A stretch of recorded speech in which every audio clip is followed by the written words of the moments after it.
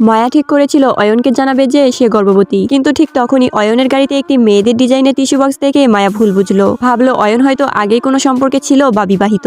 এই ভুল বোঝাবুঝির কারণে মায়া সিদ্ধান্ত নিল যে সে গর্ভধারণের কথা গোপন রাখবে, এমনকি গর্ভপাতের কথাও ভাবলো। একসময় অয়ন ঘটনাটা জানতে পারলো এবং দৌড়ে হাসপাতালে গেল।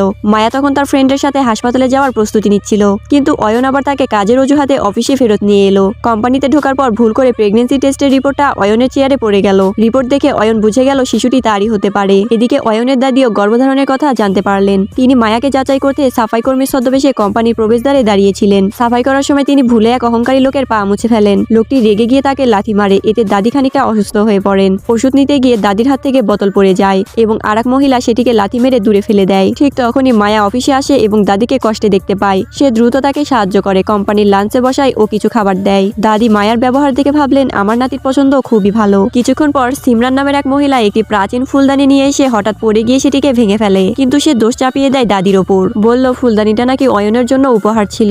মায়া দাদিকে রক্ষা করতে এগিয়ে এলো। সে বলল সিমরান নিজেই পড়ে গিয়েছিল। সিমরান রেগে গিয়ে মায়ার ইন্টার্ন ব্যাচ দেখে বলল যদি তুমি কথা বলতেই চাও তাহলে এই ফুলদানির দাম তোমাকেই দিতে হবে। মায়া ভাঙা টুকরো দেখে বুঝলো ফুলদানিটি নকল। সিমরান জোর করে বলল এটি আসল। মায়া জানালো সে কলেজে প্রাচীন জিনিস মূল্যায়ন নিয়ে পড়েছে এবং চাইলে এটি পরীক্ষা করানো যেতে পারে। এই কথা শুনে দাদির চোখে মায়ার প্রতি শ্রদ্ধা আরো বাড়লো। মায়া সিসিটিভি ফুটেজ দেখতে চাইলে নিরাপত্তা প্রধান রাহুল বলল একজন পরিষ্কার কর্মীর ব্যাপারে ফুটেজ দিতে পারি না। তখনই মায়া বুঝলো তারা মিলেমিশে প্রতারণা করছে। মায়া হুমকি দিল আমি সরাসরি অয়নকে বলে দিব। এই কথা শুনে সিমরান রেগে গিয়ে বলল মায়া নাকি তার সেক্রেটারি হিসেবে দায়িত্ব পালন করছে না। সিমরানের আচরণে দাদি রেগে গিয়ে নিজের আসল পরিচয় বলে দিলেন, কিন্তু অনেকে তাকে বিশ্বাস করলো না। রাহুল তাকে অপবাদ দিল যে তিনি সিইও কে নিয়ে ভুল কথা বলেছেন। ঠিক যখন পরিস্থিতি খুব খারাপ হয়ে যাচ্ছিল অয়ন ঠিক সময়ে এসে হাজির হলো।